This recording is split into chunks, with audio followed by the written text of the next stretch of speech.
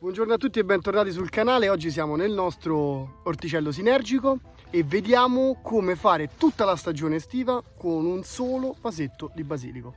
Iniziamo con il dire che quando compriamo un vasetto di basilico è pronto per essere venduto, ma non è nelle condizioni ottimali per sopravvivere, dal momento che all'interno di questo vasetto non c'è una pianta di basilico, ma ce ne sono diverse. Nel mio caso ce ne sono almeno una ventina. Quindi quello che dobbiamo fare è separare queste piantine e piantarle singolarmente. Quindi quello che andremo a fare in questo momento è eliminare, già si vede sul fondo del vaso che le radici hanno completamente riempito il vaso, e come possiamo vedere, insomma, di radici ce ne sono un bel po', e in una situazione del genere il basilico non può sopravvivere perché non ha più terra. La terra quel poco che c'è si seccherebbe molto rapidamente, e quindi lasciando dentro questo vaso il nostro basilico probabilmente sopravviverebbe una settimana, forse 10 giorni, ma probabilmente non ce la farebbe. Quindi quello che andiamo a fare è molto delicatamente rompere questo pane di terra, separando le nostre piantine che andremo poi a piantare singolarmente. Come potete vedere, dal nostro vasetto ho tirato fuori 8 panetti di terra.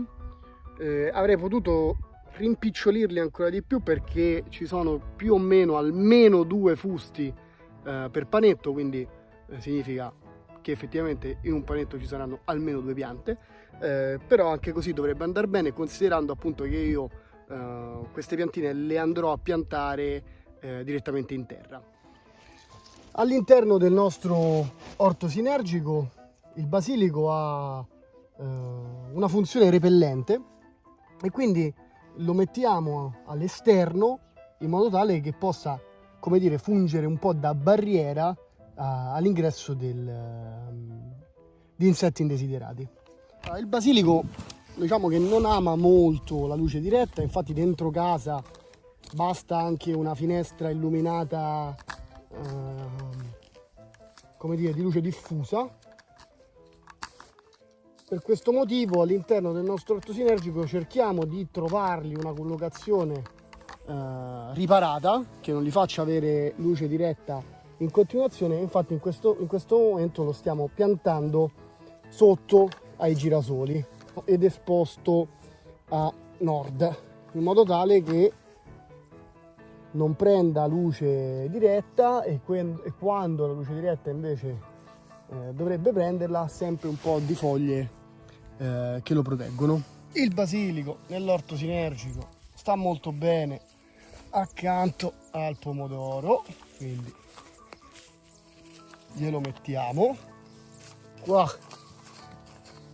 sempre al riparo tra fagiolini e zucchina.